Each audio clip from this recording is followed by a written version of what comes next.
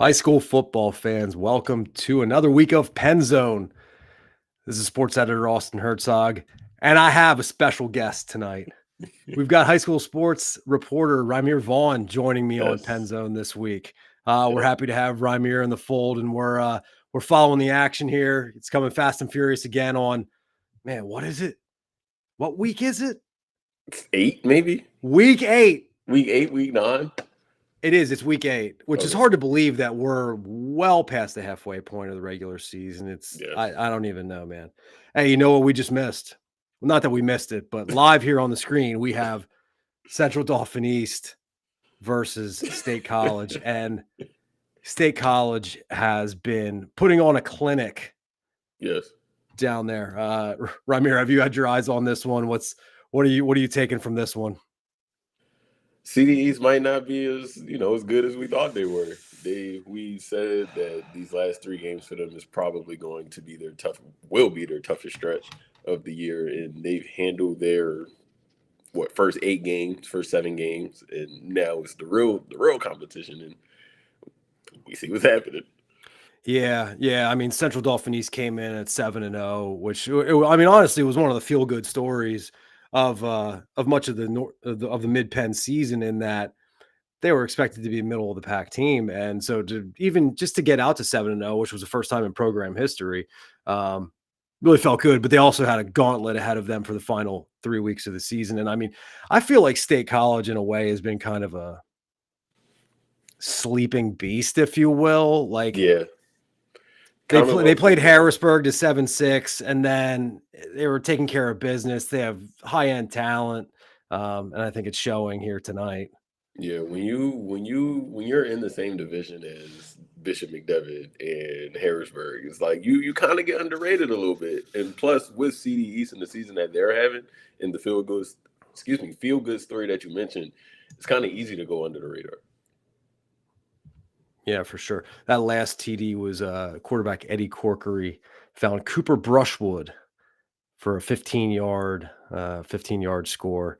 So that's how we've reached our 42-10 score here. I know as I was tracking this game, Ty Salazar, the wide receiver for State College, had a few nice catches.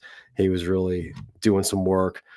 We saw Lamar Wilson. There was one of the TDs earlier was Lamar Wilson for State College, who just threw a stiff arm, was just That was dragging one. guys into the end Yeah, zone for like a yeah, 28-yard TD run. So that was one of those moments where, okay, this is where the big boys play.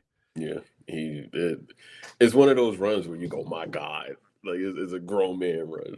Mm-hmm. It was. That is a great way to put it. I believe that was I think it was a 28-yard run, and his longest run of the season, at least on Max Preps, is 14 yards, and he's eclipsed that at least twice. Wow. That's interesting, because on that particular run that we both saw, it felt like this is a guy who can really break one. Yeah. So that's interesting that he hadn't yet broken one, and he picked a good time to do it. Got some interesting. I'm tracking the scores now. We already have a final between Hershey and Northern. Okay. Hershey 42-7 over Northern. I think that might have been a little more one side. That's a good bounce back for Hershey. Evan Wheaton's out there at Steel High and Camp Hill, and that's been all Steel High. Yes. Rumors of their demise were greatly exaggerated. I got a chance to check them out last week. And was it last week or the week before? I think so. Yeah, you were. Yeah, you were out. Was that wild one, right? The Wasn't week that they last played week? Long Mountain. Yeah. 340 game. It was wild, and they looked really good. Defensively, it kind of struggled a little bit, even offensively. But when you have a game that's just playing in the rain and it's messy and it's wet, and both teams aren't playing, their best level of football, like good teams pull those games out, and Steel High found a way to do it. Mm-hmm. Yeah, there's something to say for pedigree, where a lot of the personnel has changed, but yet winning culture, it matters. And it's like belief, it's confidence, it's when the losses come more frequently, you start to we're not going to be able to Yeah. pull this time, whereas those winning programs, all they knew was winning last year. So it trickles down. It really does.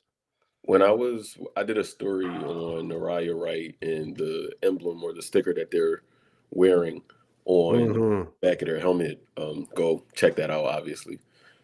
Shameless plug. But I went to a practice and it just so happened that they were indoors at that day and it was film day and every guy in there believed in what Coach Irby was saying. It was very it felt real. It felt like this is a real legit program, despite, them losing a ton of guys. Like you said, it's really the program over the talent. Yeah, for sure. What else do we got here? Got a tight one between Bishop McDevitt and Central Dauphin. Latest there, we have Tom DeMartini in the house. Well, McDevitt just extended it to 21-3 with 5:48 left in the third as of a few minutes ago. So that's been a tight one though throughout. Yeah, I was looking at it earlier. I think it was what 7-0 at one point, and it was like that for Yeah, a while. Looking at the scoreboard, Trinity and West Perry are in a close that's the one. one. Yeah. What's the score? I lost it. I think it's 27-26. Yes, 27-26 Trinity in the fourth quarter. That's very close between two pretty good teams with two really dynamic running backs. Yeah, you see what happens when it would seem that Brad Hockenberry for West Perry is healthier again, and he's doing it in a big way tonight. It seems like from what I saw. Um, let's break that one down a little bit. Yeah, 27-26 Trinity with 9-12. Eric Bidwell, in his first career start at center, recovered a West Perry touchdown in the end zone Yeah, for a good for score. him. Man, Big guys don't get that often. exactly. That's good stuff. First career start, and he's recovering a fumble for a TD. Man, it's all downhill from here, pal. The glory is never going to shine brighter. So soak it in. Um, That's funny. yeah, I'm Maybe looking back through that. I'm looking back through that one, and it was yeah, Hockenberry had an 80-yard run for a he is. TD that tied it at 14. Then he had his third rushing TD of the night from 1 yard out. That put West Perry up 20-14 with 4:11 left in the second quarter. So that's how it stayed into halftime. But Trinity has very much bounced back. So Yes. Mason Boyer on a QB keeper to go up 21-20 at the 4:02 mark of the third. And then Jacob Ness had a 3-yard run to put Trinity up 27-20. So we've had a couple crucial missed PATs and back-to-back scores in that game that is creating the margin. Kicking is a part of the game too. You got to make your field goals. You got to make your PATs.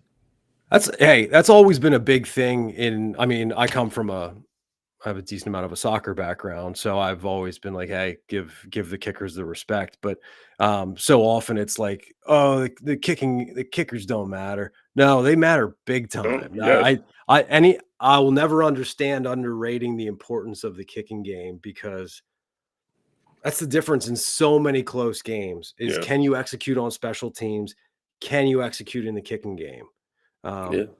And also, I've always felt like for teams that aren't confident in their kicking game, I would like to see them go for two far more often. Yeah. I Yeah. feel like, especially when you have momentum, I'm an advocate of using the momentum that you have, taking those opportunities to go for two, Of course. build that See, lead. as as the football coach that I am, and it's not NCAA anymore. CFB. I'm going for two every time. Is I feel like you maximize your chances if you go for two every time rather than just kicking the field goal. No, I agree with that. Actually, it's one of those things where I almost think about it like uh, the way that the 3-pointer has become so important in the NBA, Yeah. where it's just the pure math of it. the pure math of it is that it is that much greater of a reward to execute on the three. I view the 2-point conversion in the same way, where you only need to make one of them to equal two of the kicks. So it just feels like I need to see it. Basically, I need a study that shows me the mathematics around and the stats between going for two or not. I mean, you see some of those fads. It's not that it's a fad, but like I remember there was a big number of years ago. There was a coach somewhere who refused to punt. They never punted because they always wanted to have the 4 downs. And if you get right down to it, I think there's a lot of merit in it. I guess situationally, maybe you have to punt on occasion, but I like the philosophy. Yeah, the same thing. CFB. I don't punt at all. I don't punt. There's no reason to punt. I'd rather take my chances with my offense to get however many yards it is, instead of just giving the ball back. And I guess it comes with some level of trust in your defense as well. Because if you don't trust your defense, you should punt the ball. But yeah, there is truth in that. Let's see what else is cooking. Let me see if I can find anything. After 3 quarters, Mechanicsburg leads Waynesboro 28-0. So Mechanicsburg is heading towards 8-0. That's pretty strong stuff from them. Yeah. And really, I think we're heading towards a showdown in the Keystone between Mechanicsburg and Shippensburg on the final on week 10, which really sets up for some excitement there for what would amount to be the division title, with both teams potentially going into that one 9-0. Excuse me, that's exciting. The atmosphere in that building will be electric. Definitely. It's one of those must-see games. Statewide, St. Joe's has bounced back after a devastating loss to LaSalle College last week. They defeated Cardinal O'Hara 35-14, and LaSalle took care of Bonner and Prendergast. Am I saying that right? Yes, sir. That's correct. District 12 battle down in the Catholic League. Yep. Yeah, 35-13. LaSalle continues its return to dominance. Yes. They look to be a scary team. If Central PA fans will remember that LaSalle put it on Harrisburg in the opener.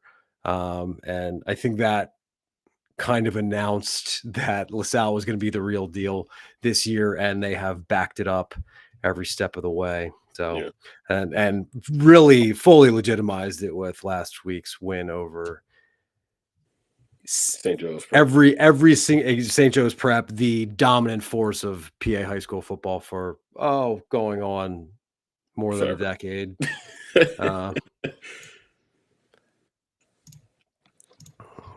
I need to see the stats for that game. Let me see if I can find them. Gavin Sidwar has been great this season, and Rutgers got themselves a good one. The last Gavin they had, Gavin Wimsat, didn't really turn out as good as they probably wanted it to. I think he's a backup at Kentucky now, if I'm not mistaken. But yeah, Gavin Sidwar wasn't great in or at Rutgers. Hopefully, Gavin Sidwar turns it around for Rutgers.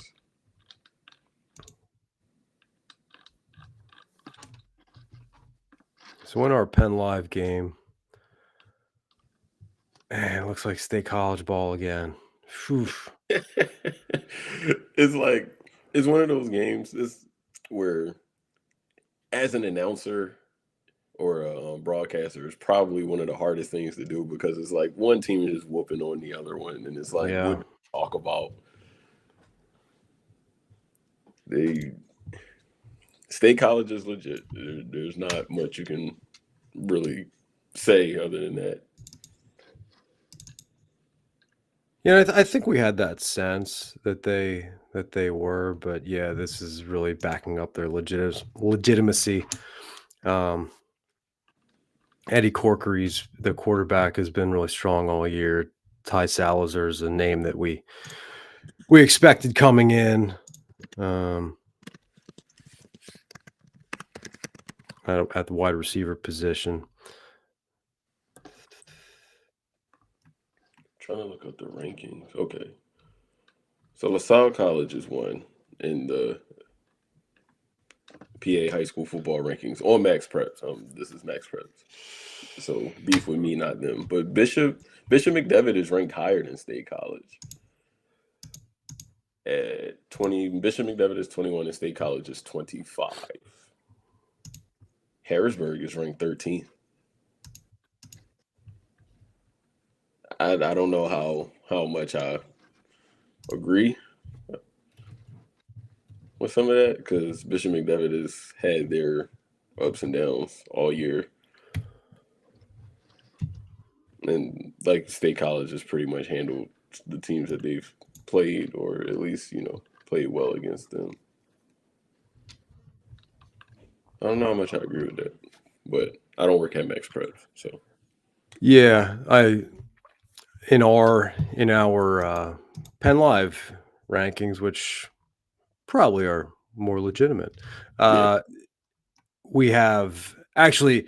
I'll tell you something. Actually, is that State College just broke into PennLive's top 10 in the Oh, state of PA entering this week, and our not even prognostication, but our evaluation of State College has bared out tonight with them finding a place in the 6A top 10, and now they've truly backed it up here. So pretty good stuff from them. Harrisburg comes in at number 8, up top of our 6A rankings. We've got LaSalle at number 1, understandably, followed by St. Joe's Prep. And then in District 1, Central Bucks South.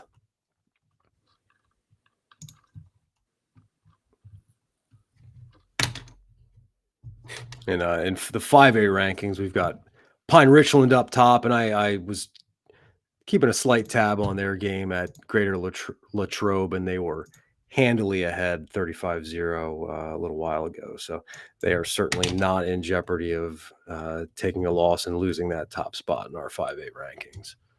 it feels like every game this week has just been not a barn burner, but a blowout. Yeah, outside of Trinity West Perry, this has not been the most enticing week of games, if I'm honest. Mm-mm. I mean, Central Dauphin is keeping it close with Bishop McDevitt, but it's still a 2-score game.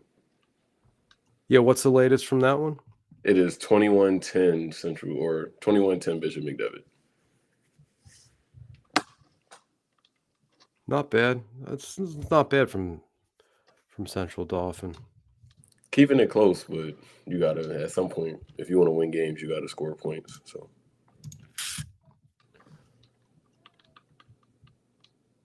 still 27-26 Trinity West. Yeah.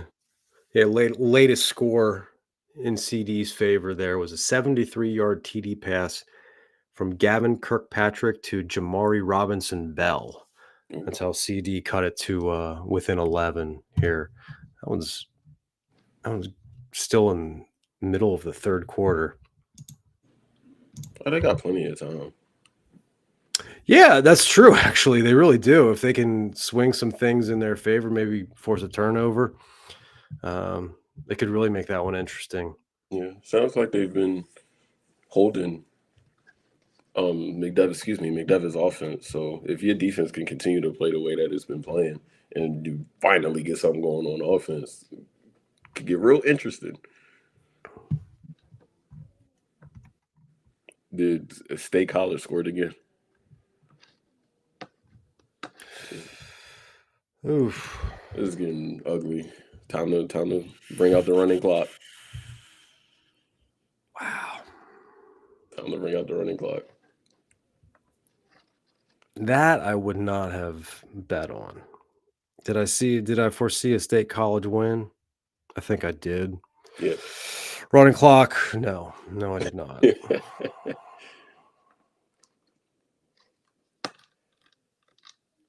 It's week 8, isn't it? Okay, I'm looking for Yes, that. sir. Okay.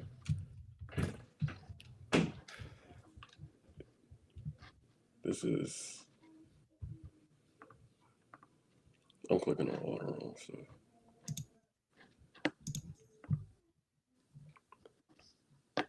While we're talking about State College's excellence, Ty Salas. This is actually a matchup where we're featuring 2 of the top 3 wide receivers in the area. Entering the game, Santana Young was the Mid-Penn's leading receiver with 58 catches for 846 yards, while Ty Salazar from State College came into the game with 41 catches and 742 yards, along with 9 TDs. So pretty good matchup. I saw both of them make some plays in this game in the first half, and so yeah, it's a couple real deal. Looks like Santana Young is good. When I went to go see CD East, I forgot who they played. Cedar Cliff. That would make sense. It might have been Cedar Cliff. I think it was Cedar Cliff. When I went to go watch them play Cedar Cliff, like Santana Young he looked really, really good. He looked really good. So he's definitely legit.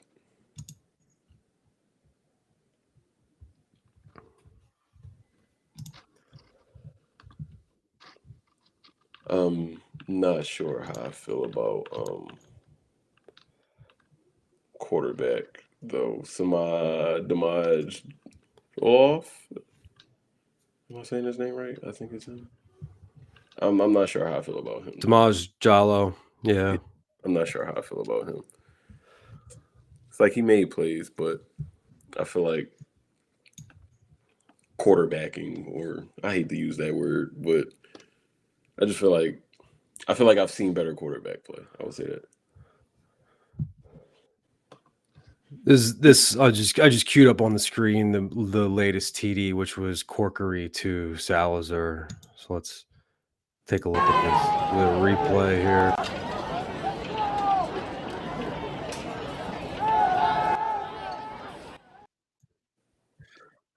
Rolls out. Oh, beautiful.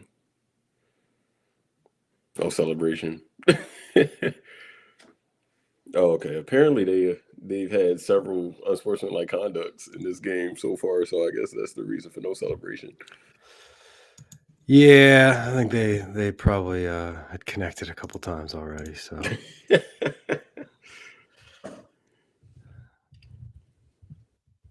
yeah, it's interesting. I mean, as you build confidence in a game, then things start to it gets easy, even when it's not. Corkery coming into the game has 1,300 yards, almost 1,400, with 14 TDs and 4 interceptions and a 106 quarterback rate. Not bad. Not bad. Not bad at all. Yeah, he's been good this year. I'm gonna jump over to Mechanicsburg. They've got the ball 28-7.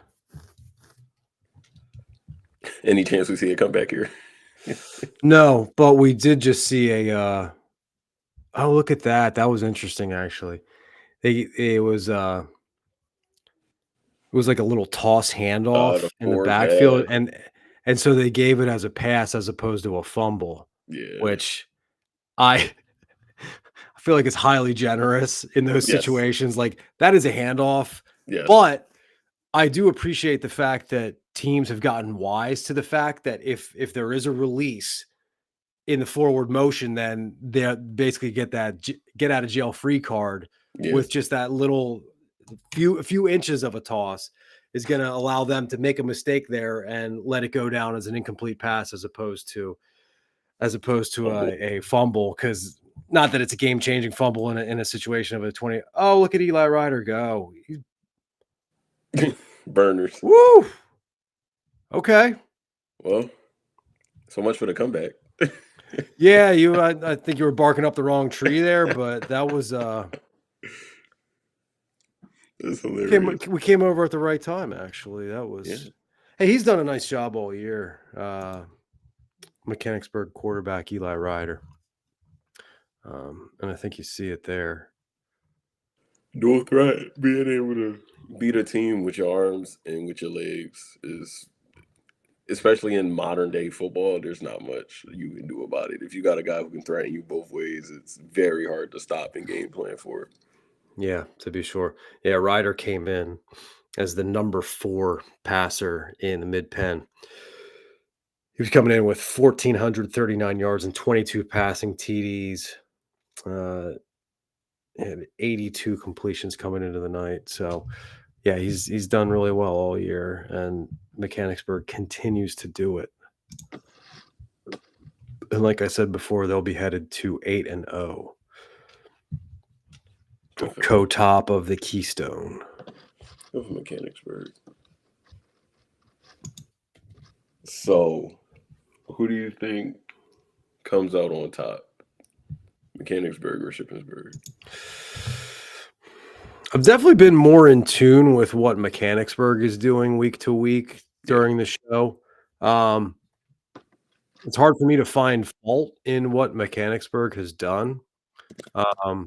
It feels like they've been maybe more convincing, if that makes any sense. Yeah. Some of their wins, it feels like they really take care of business, but there's yeah, I don't know. I look forward to seeing it play out. But I mean, I see what you're saying. Mechanicsburg's leading receiver, Josh Smith, has arguably been the most dynamic player in the Mid-Penn throughout the year. He's got, what did he enter tonight with? A huge number of TDs. Let me find it. I guess a field day there.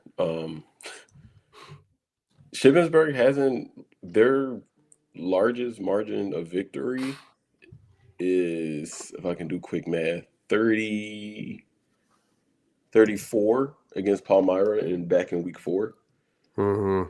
in a 47-13 victory. But they've pretty much handled a lot of their opponents. Their biggest scare was Lower Dolphin, 24-23 in overtime 2 weeks ago.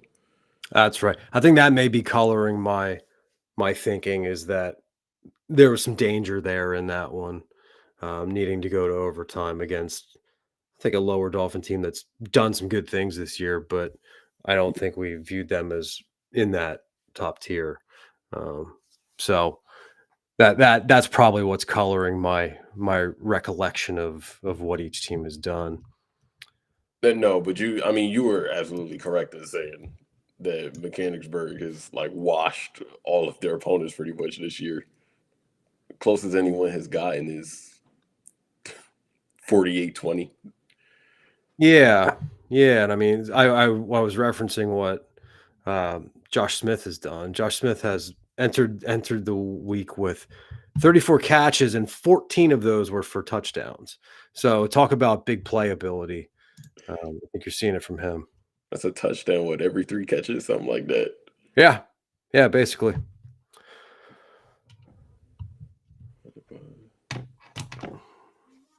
Yeah, every 3, 2.6. That's okay. Yeah, that Eli Ryder score that we just followed was from 59 yards. It was his 4th rushing touchdown of the game. So he's been doing it with his legs. Yep, of the game. So he's been doing it with his legs, to be sure.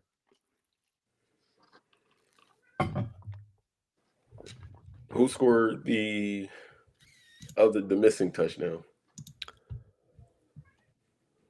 Let's investigate.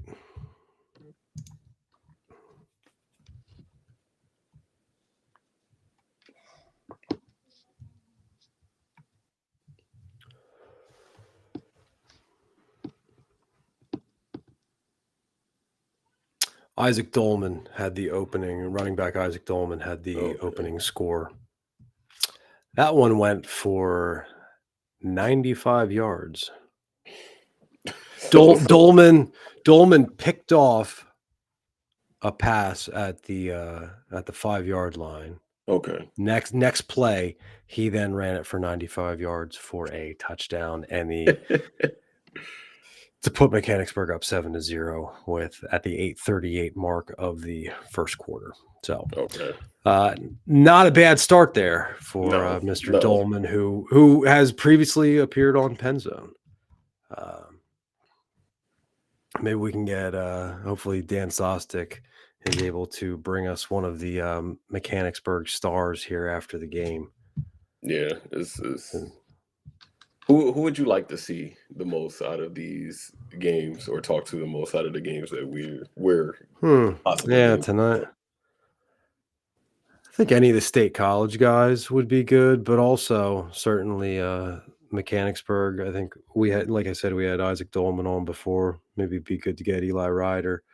I'm just happy when anybody comes on, if I'm honest. So it's a neat thing to be able to talk to the guys right after the game, hear their thoughts, get a little FaceTime. So it's a cool thing that we're trying here. I appreciate this and what we're doing. I feel like it was very innovative. Thank you. I tried. There's not a lot of people out here, outlets out here that got their own. I don't want to say Manning cast, but I mean that's the concept. It's the idea is kind of a little Manning cast, a little red zone, little post game show, blend it all, throw it in the mixer, see what you got. So it's only content you can find on at PennLive. So don't go anywhere else. You shouldn't go anywhere else. We've got Evan Wheaton popping on, so let's bring him on. Hey guys, checking in at Memorial Stadium. It was a fun one tonight between Steel High and Camp Hill. They're just doing a marching band show over there, so it might be hard to hear. But just a total dominant win for Steel High. They've taken QA by storm once moving up from Class 1A. It's going to be fun seeing how these teams maybe meet again in a few weeks for the postseason.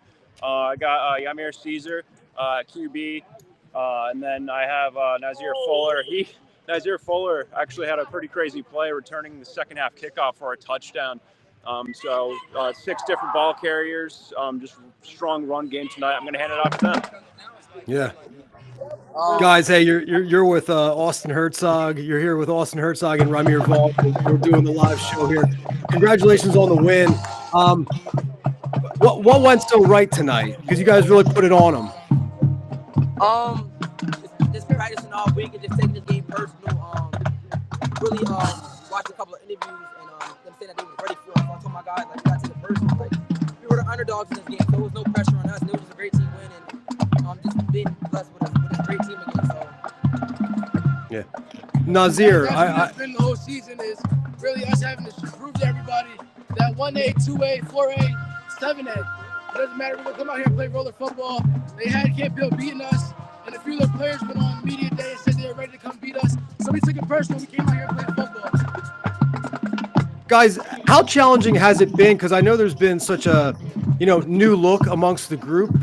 How has that been of creating your own new identity with this year?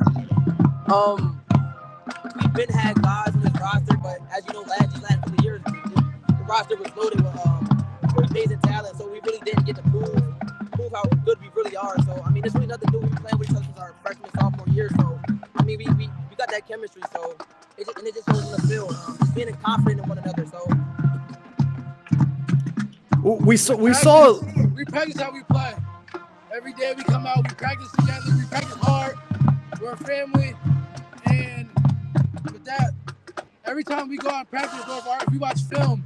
You know what I mean? It's a lesson. It's a lesson between everything we do. So, and then on top of the older guys that we had to look up to, they made sure that we knew we were going to do when it came our time to be seniors. So it's just coaches, former teammates, and current teammates. Nazir, it seems like every game you're making plays and really being the one who gives you guys a chance to win every week. What makes you such a dynamic player? I can do a lot. I can play defense. I can catch the ball. I can run the ball. I run track, and there's not a lot of people on the field who's faster than me. So I go in the mentality I'm the fastest player on the field at all times, and practice too. Practice. The coach hammers us. Mental focus, preparation. We the best. You know what I mean? Best weapon is preparation. We came out and we were ready and we performed. Guys, we were talking earlier during the show as we were talking about your game, and we were talking about just the winning mentality of a program that has had a lot of success. Is that a big? Do you guys believe in that? Is that a big thing, that of just knowing the winning mentality of what you guys have been, the success you've had in the past, and how does that? Do you view that plays into what you're able to do now? Absolutely, just having that mentality and having that mindset. Like we can beat anybody you put us up against. They don't call us title town for no reason. Like it's engraved in us. It's like a tradition. It's been here for years, and it's going to continue to be here before and after. So I mean, it's always been here. We've always had the team. It's like he said, it's a tradition. Whether we're here, whether we're not, it's always going to be title town. And Steel's always going to find a way to win a game. We got claw, fight, spit, whatever. You know what I mean? Do anything. Come out with a good win. So where do we go from here? Do you guys have a defined set of goals? Is it one game at a time? How are you viewing the overall picture as we're in the back stretch of the regular season now? How are you viewing your goals? Just on to the next, just after the day, we forget about this win and we're watching film the next day on our next opponent. We got three goals in mind: districts, conference, state. So we're just taking it one game at a time and just focusing on the team that we got coming up this week. Exactly what he said. One game at a time. We're gonna get in the lab again, watch more film, come out, and hopefully perform just like we did tonight next week, and the week after that, and the week after that. And yeah.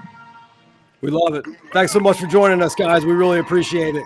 Thank you. You're welcome. Of course. Great Thanks game. for having us. Yep, you have a go. Thank you, guys. Yes, sir. Yes, sir. Okay, Steel High is not new to punching above their weight in a tough Capital Division. They've had crazy battles with West Perry at 3A.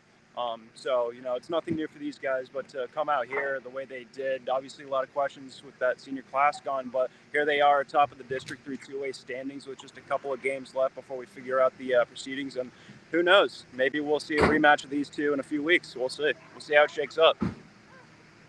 Very interesting. What stood out most for you, Evan, of what they were able to execute tonight? Credit to the offensive line to be able to have chemistry with 6 different ball carriers running at will. We're used to, in years past seeing Alex Irby sling it, but, to have this ground game, it feels same level of dominance, but kind of a different formula. So it was kind of a treat seeing Steel High for the first time this week with such a different nucleus, and see how it's kind of altered that game plan. I think their rushing attack was really compelling. Again, shout out to their offensive line for being able to have that type of chemistry when so many people are getting their hands on the ball. It's going to be a real fun box score to type up, but it's what we do. So. Yeah. Hey, Evan, good stuff, man. Thanks so much for bringing the guys on. We appreciate you. We will talk to you soon. Talk to you soon. Good stuff. Yes. Love to have the guest on. Yes, sir. Yeah, you saw Nazir and company last week, right? If it wasn't last week, it was the week before. Okay. And okay. He made plays in all 3 phases of the game in the game that I went to. So to see that he's doing it really on a weekly basis, it's great to see. Awesome. Yeah, considering it's nice that as I came in new to the crew, entering the season, there was just so much question over, and not even doubt, but just question over what does Steel High look like after losing such a huge senior class, a state championship class.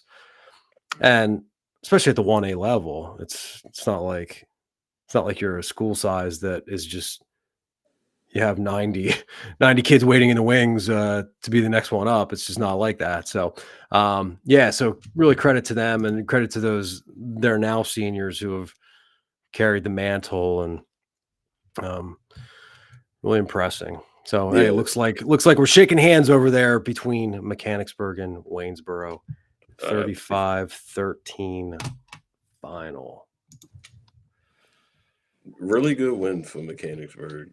They've been doing it all year, and they have to continue it if they want to, reach the goals that they inevitably have. Let's get back to our game. Oh yeah, you got a pal in the house. Special guest. It's often the case for Megan as well. So there you go.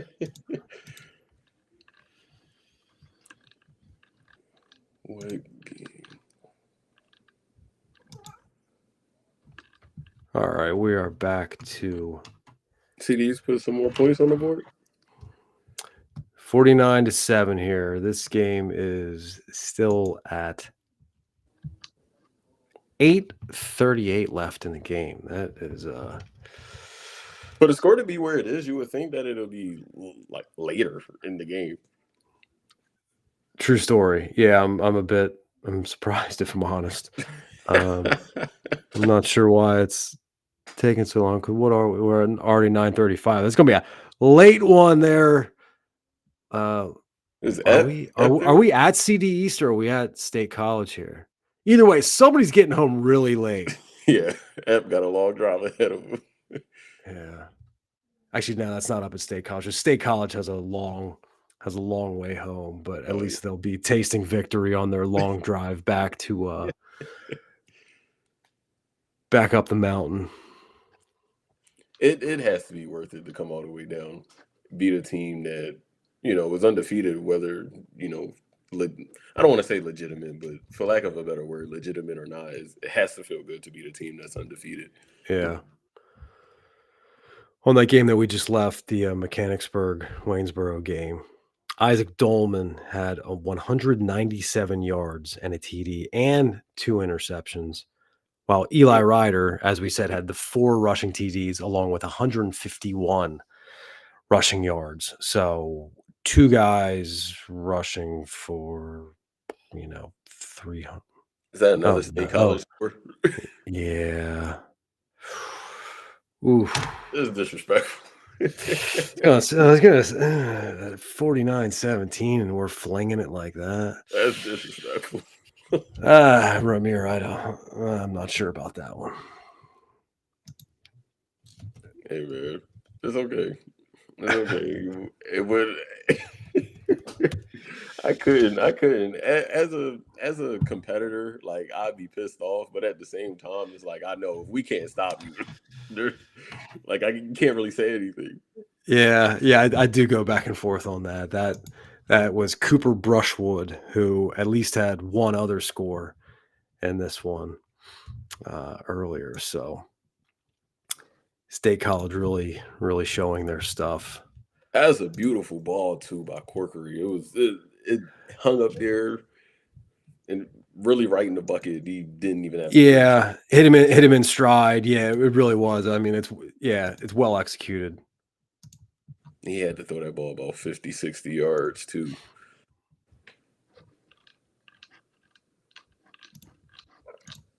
Doing it with his arms and his legs.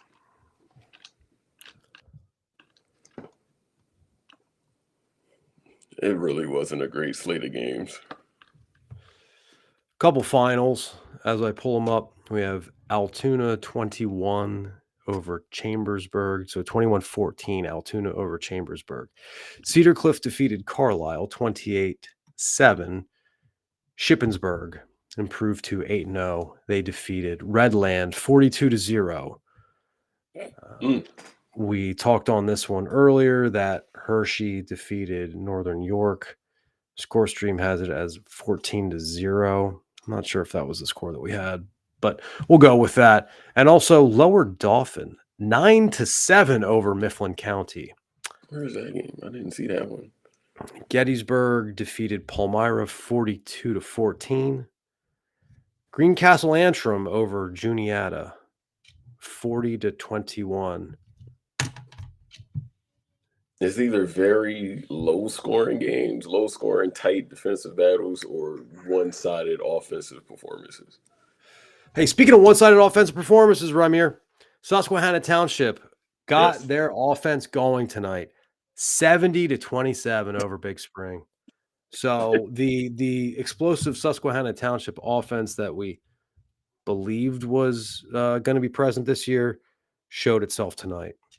I wrote a story on them about how it's not just the Lex Cyrus show, because Lex Cyrus is obviously the guy that everyone talks about. South Carolina commit.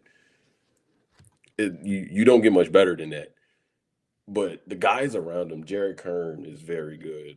Raquel Seville, even Torrin Evans is a weapon himself.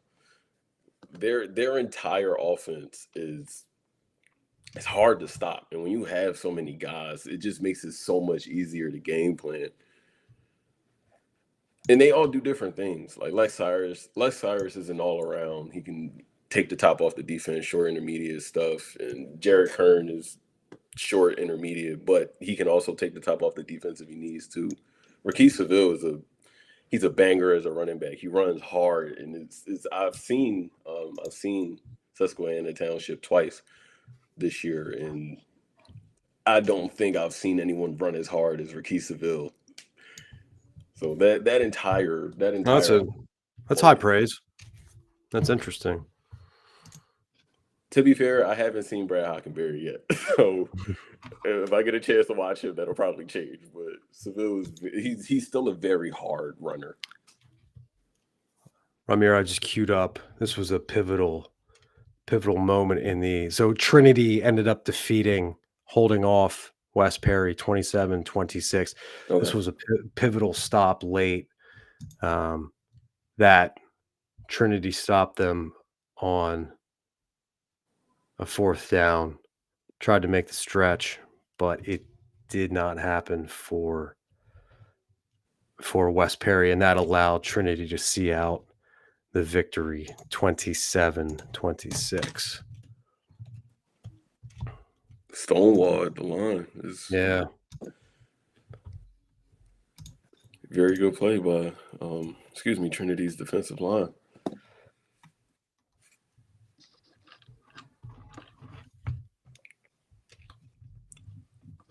Yeah, and that was with 58 seconds left. So big win to keep Trinity atop the division. Yes.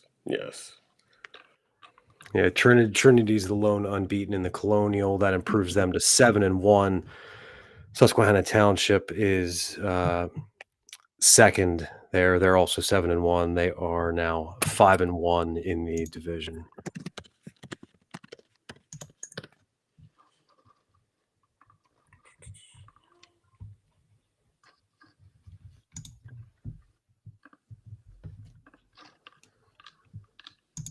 Susquehanna Township. You said they scored 70?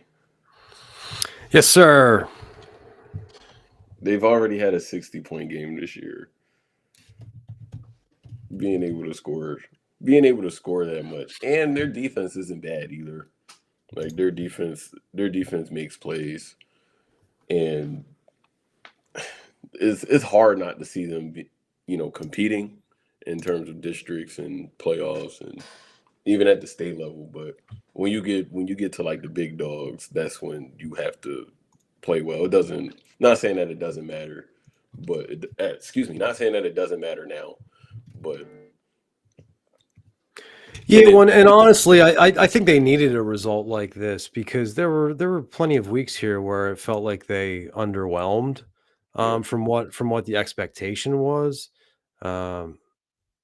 And the 1-score win over Middletown. Of course, they lost to West Perry when they were healthier. Yeah, the previous 2 weeks, they played to within a single score of both Middletown and East Pennsboro. So, Yeah.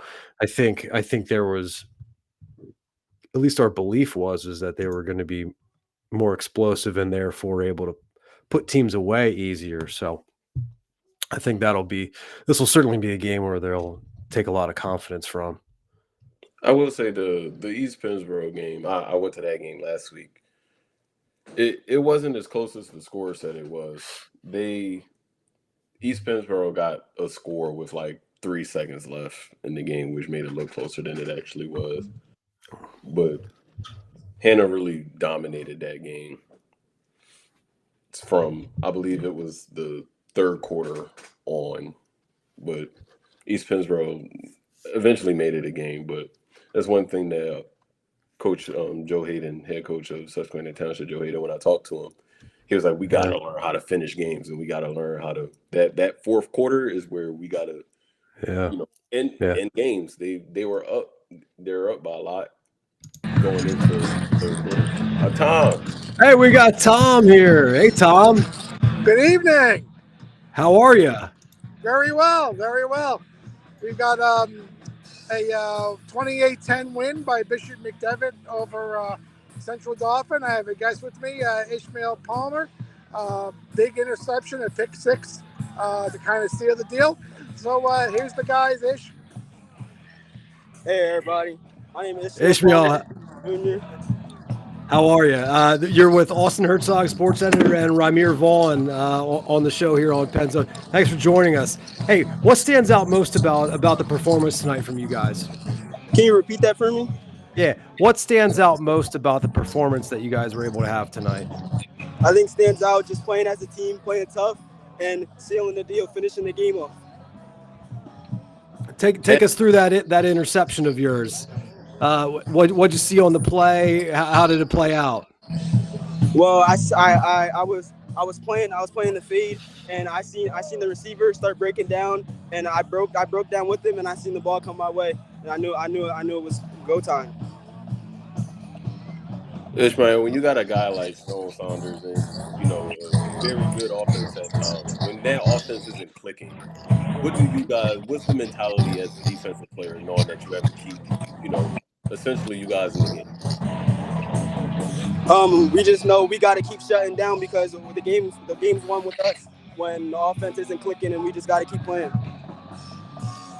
Was this a tighter game than you maybe anticipated?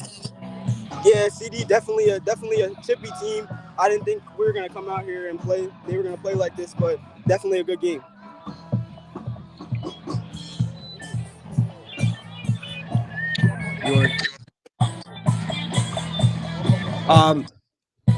So how are you feeling about the form of the team? Do you guys feel like are you playing to the level that you're hoping to?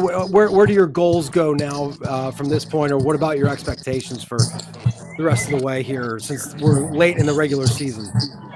I think we're forming together as a team, and after today, I just think win all games and win the state chips. State chips the goal.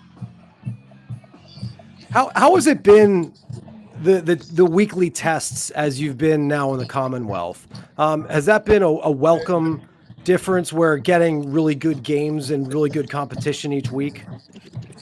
Yeah, everybody in the Commonwealth comes to play. Nobody wants to lose. It's just everybody's a good team. Nice. Rymir, you got anything?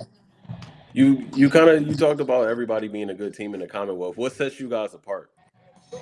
I think what sets us apart is playing together and just playing with high energy, putting all heads to the ball and just playing good. Who do we have next week? We have CD East next week. Okay. Are they State College is currently hanging it on them, so they are going to be coming hungry. I got to tell you, they're down like 40 some. I think they're down 40 like points. So yeah, you're going to have a hungry opponent next week, but I'm sure you guys welcome that. Yeah, we don't overlook anybody, but we're coming to play a good game next week for sure. Good stuff. Hey, thanks so much for joining us. We appreciate it. Thank you. Thank you. Hang with me, please. Thanks, Tom. Okay. Tom runs a little different than Evan does. So everybody's got their own styles. That was great. So hey, like I say, I'm always thrilled to be able to have a guest. That was great to have Ishmael Palmer on from Bishop McDevitt after they saw out a victory over Central Dauphin, I believe 28-10. That keeps McDevitt in the hunt in the Commonwealth. They'll gain some ground after CDEs. Yeah, it really does. That the Commonwealth is going to get very interesting here. CD East will be dropping to 6-1 in the division. Yes. McDevitt and State College will also be 6-1. Harrisburg has an opportunity tomorrow when they host Cumberland Valley to go to 7-0 in the division. So Harrisburg actually now with that result from CD East is in position to take the division. So control their own destiny. They just have to win out. Mm-hmm. And really, I think they've kind of already played who we think are the two toughest opponents, which is Bishop McDevitt and State College. So it looks like Harrisburg is certainly in position to take that division. But I mean, a division championship is not the level of aspiration that the Cougars are really out for. So while that's nice, the real season begins in a few weeks. Yeah. And it's a football is always a game to game type of sport. Like one week you can be really, really good, and the next week you can absolutely suck. And who knows what Harrisburg looks like against Cumberland Valley tomorrow or Central Dauphin the next week. But I do kind of want to talk about Harrisburg a little bit more because obviously they play a lot of their games on Saturday, so we don't really get the chance to talk about them or at least see them on PennZone. Yeah, actually, to be honest, they've had a pretty good presence on PennZone actually because we'll often have Elias Koch call in. The one week, half the team was at his house, and so they came on. The one week, Messiah Mickens and Elias Koch came on from the sidelines from Susquehanna Township game. So we've actually had a decent Harrisburg presence thanks to that connection with some of the players. So I mean that's actually been cool to have those guys coming on these Friday nights, even when they're not playing. Because what you appreciate in those situations was that those guys are out there being fans, even if their game is on the Saturday, that they're keeping an eye on what other teams are doing, what their friends are doing from other teams. So looks like mercifully it is handshake time. Thank you. State College 55-17 over CD East. Where do you go from here as CDs? You dust yourself off. Look, you can't immediately sound the alarm from a game like this. Well, you sound the alarm, but at the same time, all is not lost. You're still 7-1, and you entered the night at number 2 in the District 3 6A power rankings. So yeah, you drop, but you're still top 8. You still have a ton to play for. You still have the opportunity to host a game in district playoff. I mean, that really, like, realistically, that is the goal for most teams is, can we play a home game first round of districts? Yeah. So, and they're still in position to do that. It's going to be tough because they have then McDevitt and Harrisburg in the back-to-back weeks, but can they get right? And I mean, again, like, McDevitt hasn't been setting the world on fire. So could they have a bounce back performance, upset McDevitt? Maybe. Yeah. Yeah, I completely agree. I don't think it's time to sound the alarm. It's like, yeah, you lost, and it was a demoralizing loss, you could say, getting beat by as much as they did. But you have to use that type of stuff as fuel and as energy. Like, you take it, you I don't want to say completely flush it, because I think you should remember the feeling of getting whooped like this. But you move on, you get in the film room, figure out what you did wrong, you have a good week of practice, and like McDevitt is beatable. So if you can certainly go out there and beat him. It's just it starts from within. I think I missed a couple scores earlier. And we've got Upper Dauphin defeated Susquehanna 46-14, and Line Mountain over James Buchanan 59-17. Also, Newport defeated Halifax 42-7. Those are some of the ones I missed earlier. A lot of blowouts. A lot of blowouts.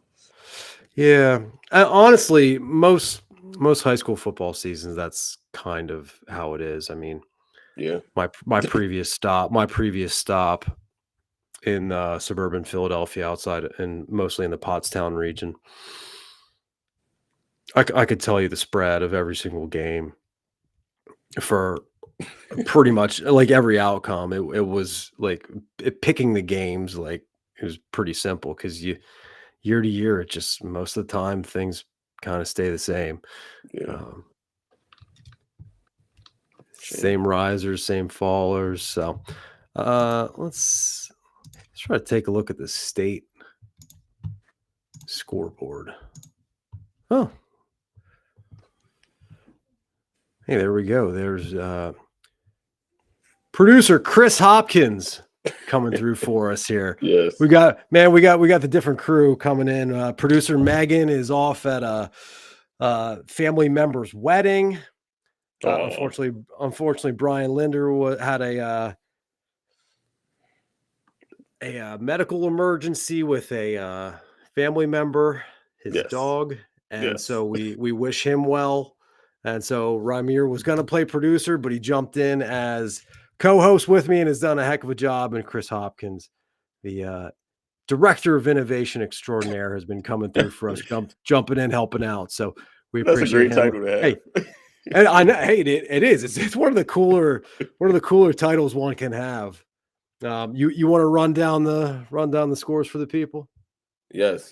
So the Mid-Penn scores, of course. The Altoona has defeated Chambersburg 21-14. We talked to Ishmael. I'm blanking on his last name. Ishmael Palmer, in McDevitt's 28-10 victory over CD, Central Dauphin. Cedar Cliff with a 41-13 victory over Carlisle. State College, we obviously watched that game thoroughly dominate CD East. Gettysburg 42-14 over Palmyra. Lower Dauphin with a close victory against Mifflin County. We also saw a bit of Mechanicsburg and Waynesboro. Shippensburg, lost my place. Shippensburg defeated blank Redland 42-0, still high. Got to talk to Nazir Fuller and his wonderful teammate. Yeah, his wonderful teammate. I apologize, brother, if you're seeing this. I'm sorry. Still high, 37-14 over Camp Hill. Newport with a dominant victory over Halifax, 42-7. Line Mountain continues to just put up points, 59-17 over James Buchanan. Susquehanna falls to Upper Dauphin, 46-14. Susquehanna Township, like you said, struggled to score points this week, 70 to defeating Big Spring, 70-27. Trinity and West Perry in the closest game of the night, 27-26. We saw the game-winning stop by Trinity's defensive line, and Greencastle Antrim 40-21 over Juanita. Or Juniata, sorry. Damn, my fault. Juniata. We should do that, Juanita. Looking around the state. I got those queued up. St. Joseph Prep bounced back against Cardinal O'Hara, 35-14 win for them. Central Catholic defeated Norwin out in Pittsburgh 59-14. North Allegheny 38-6 over Cannon Mac. Central York defeated Red Lion 63-16. Actually had lunch with Lehigh Valley Live, our affiliate their sports editor Kyle Craig, and I was getting a little bit of the lowdown on the District 1 or District 11 landscape, and his belief was that Freedom is the real deal among their group. Freedom defeated Northampton 42-21 tonight. Also in District 11, as Kyle projected, Easton defeated Liberty 49-20, and Wilson blanked Penn Manor 58-0. Those are all among our Class 6A top 10 ranked teams from Penn Live. This wasn't a great week of football. I don't know why I said it was. But like you said, it's like the big dogs are the big dogs, and then it's everybody else. So well, and that's when you get this late in the year, teams generally become kind of a known commodity. Yeah. You know who the contenders are. You know who the teams that are, enjoying their and trying to enjoy their last few weeks of the season together, and that maybe their postseason aspirations aren't what they are. But I mean, whether you're a team that wins every Friday or not, there is the high school football experience is pretty special. The camaraderie of it, the family aspect of it, and that's why it's has such a level of importance for so many people, so many families, so many players. It's something that it goes really fast, and it's for many, it's among the best memories of their lives. So it's whether you're winning or losing on Friday, it's one of those experiences that you want to take in and relish with your teammates and stuff. So my experience as a high school football player, we played for Overbrook High School in West Philly, and didn't win a game. But I agree with it being fun. I can't say those are my brothers because I didn't go to that school, so I didn't hang around them as much as I could have or should have. But it was fun. It was fun just being in the locker room, going out to practice, and traveling to games, stuff like that. Like it was fun. It was a fun experience. So I 100% agree. What was the situation around you not being at that school but playing for Overbrook? So my high school, I went to Science Leadership Academy, also in West Philly. Right. And we didn't have a football team for whatever reason. Our principal, it was right around the time that movie with Will Smith came out, Concussion, something like that. I think that was the name of it. And Okay. he didn't want his students playing football, and it took him up until my senior year for him to allow it. But because to be honest, I don't think our school had the funding, so it was just like, oh, go play with Overbrook. So that's how. Yeah, no, that's well, and there is. It's interesting that I think there's a case to be made for more schools to go the 8-man route, playing 8-man football, sprint football, if you will. I think there's validity in that from certain schools just don't have the numbers to support.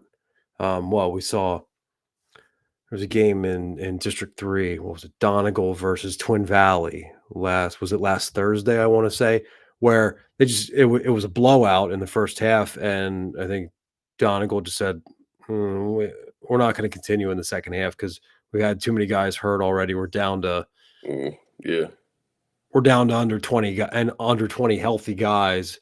You're already up 45-0. Let's just call this thing. Yeah. So it's spots like that where a team that only has like 20 healthy guys, maybe those are the types of schools that to do spring ball. Yeah, maybe there's some use for that. I know that a few teams at my previous stop, I know Perkiomen School was a prep school that was leading that being a leader in that charge of trying to get more teams into 8-man football. So I think you see that in other parts of the country. I want to say in the Florida? No, I believe in the central part of the country, in like Minnesota type areas. That's there's been some growth in the 8-man game.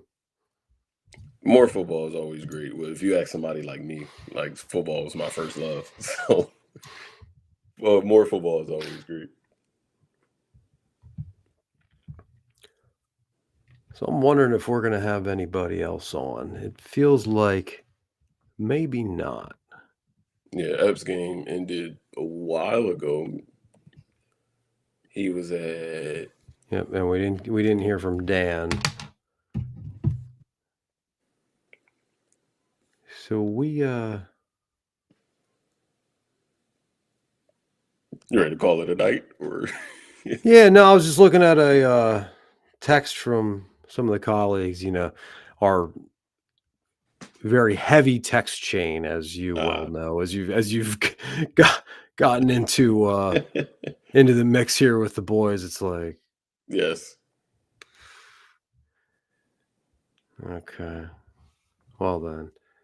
All right. Yeah. Well, hey, I think maybe we will call it here. We got the full scores there. We ran down the state.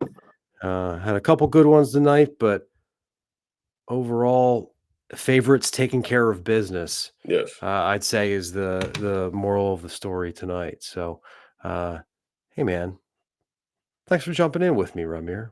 Appreciate you being the tag team partner this week in Brian's absence. So hopefully it was a good experience. No, it was. I enjoy things like this. Just being able to sit and talk ball is great. Love it. Well, hey, everyone, thanks so much for joining us on PennZone this week. Look out for coverage tonight from CDE State College game, the Bishop McDevitt versus Central Dauphin, Waynesboro at Mechanicsburg, and Camp Hill at Steel High. And we will also have game stories from whatever other results we receive.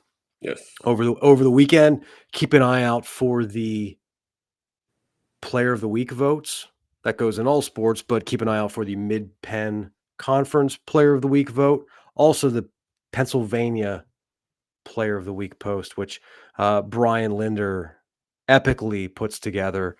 Last week, we had 231 top performers from around the state vying for the crown of State Player of the Week. An incredible offering from PennLive.